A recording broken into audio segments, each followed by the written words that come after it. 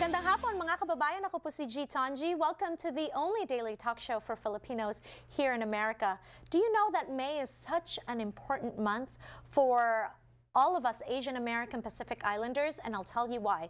Because it's Heritage Month, meaning we celebrate our diverse cultures as Asian American Pacific Islanders. And May is also the month where we talk about mental health, something that we don't talk about in the Filipino community as much as we should. So joining us is a group of people that is trying to put this message out into the world. We want to support them and know about their mission. Kasama natin ngayong hapon na ito si Mitch Narito. He is an actor, second-generation Filipino American, and a Los Angeles native. Hello, Mitch. Kamusta? Thanks for having me. Thank you. Joining us is Ana Quirino Miranda. She is an actor or actress. Ana was born and raised in Manila. Marunong magtagalog? Opo. Ay, marunong magtagalog. She misses her family and friends and would love to go home, just like all of us. I know. I know. At kasama natin ang ating director na si Arash Adam Inasazian. Yes. And Arash has been acting in playhouses in Orange County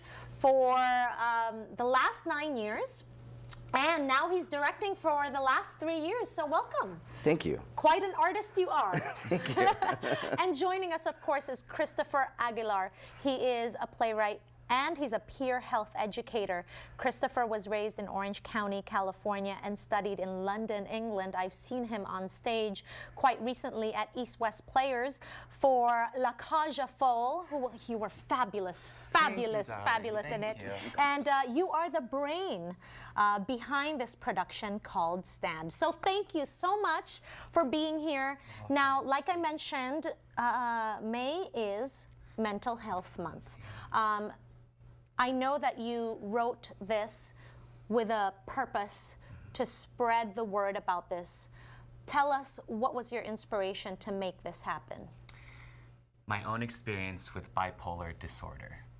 Wow, I've said it out loud. This is How does that incredible. feel? I'm about to cry.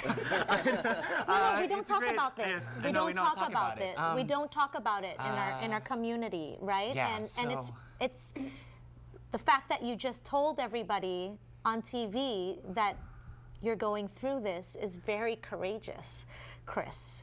And we commend you. Okay. We really commend you on this. It takes a lot of courage, and it's sending a message to the community, right? So we're here to support you on this, and you're doing a very important thing for our community, okay? Yes. Okay, so why StanD? Because I felt it was important to have gone through being hospitalized at the age of 16, how my family was extremely supportive, and then learning as I got older how there are families who aren't as supportive of this. And then I got hospitalized again in 2015 when I was about 30 years old.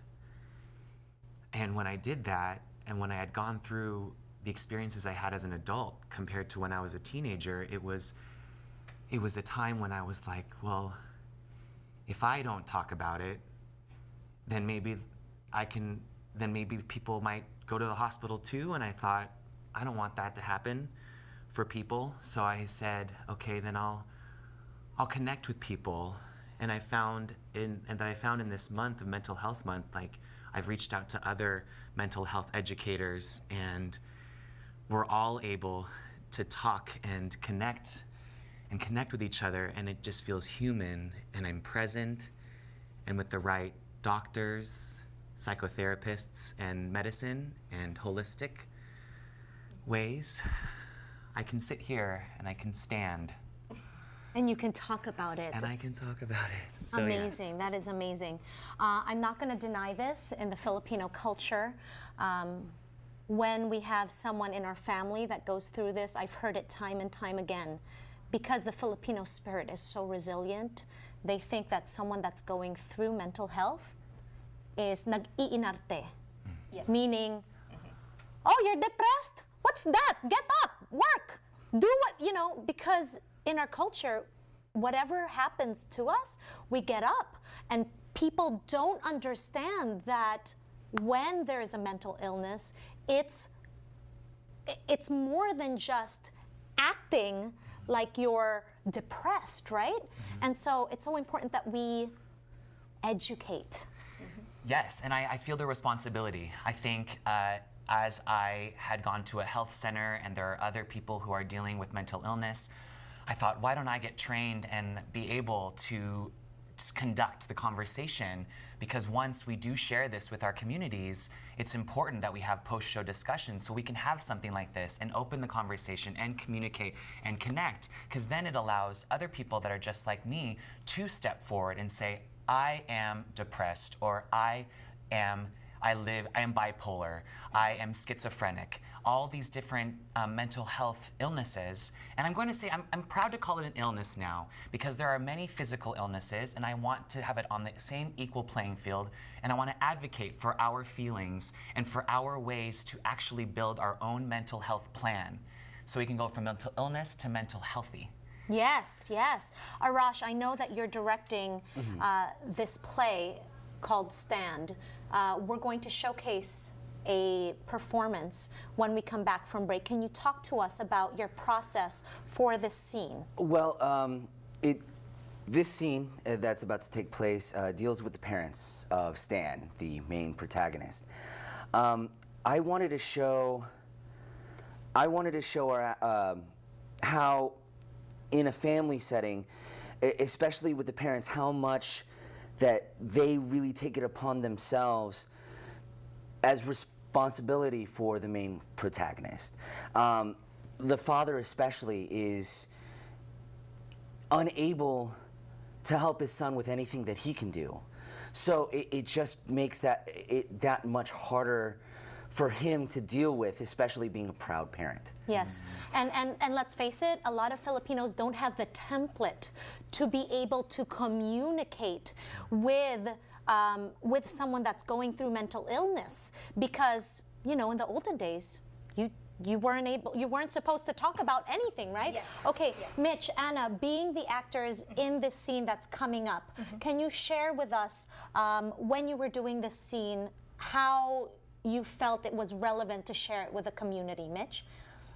Well, as a Filipino, Filipinos are very family oriented, and in this scene, it's for myself, it's the father's struggle to try to treat his son as normal, because he doesn't quite understand, because he's old school Filipino, and like you said, they don't talk about mental illness. They don't. These are the types of issues that are kind of swept under the table, and people try to forget them. Yeah. And in our scene, it's kind of him struggling with the realization that there might actually be something wrong. Okay, and this scene is going to be in all Tagalog, right? So Yes. Anna, it's exciting, right? Especially since Arash directed it.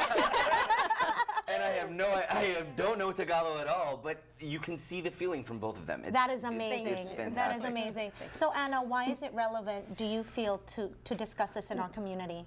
It's very relevant because a lot of times what happens in Filipino families is we're always in denial of what's wrong. Everything is, you know, you have We're to show okay. this brave face. Oh, It's yeah. always the brave face, but you don't see how you're crumbling inside. And it's so great because the father and mother, our characters, you know, he doesn't want Stan to go through what he's going through.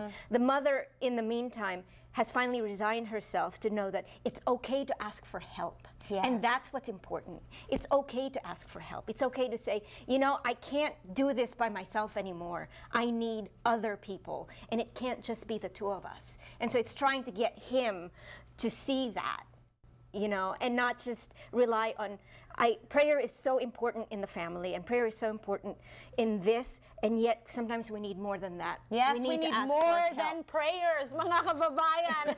How true is that? Thank you for being here. When we return from break, we'll see this excerpt of StanD here on Kababayan Today. It's an exclusive. We'll be right back.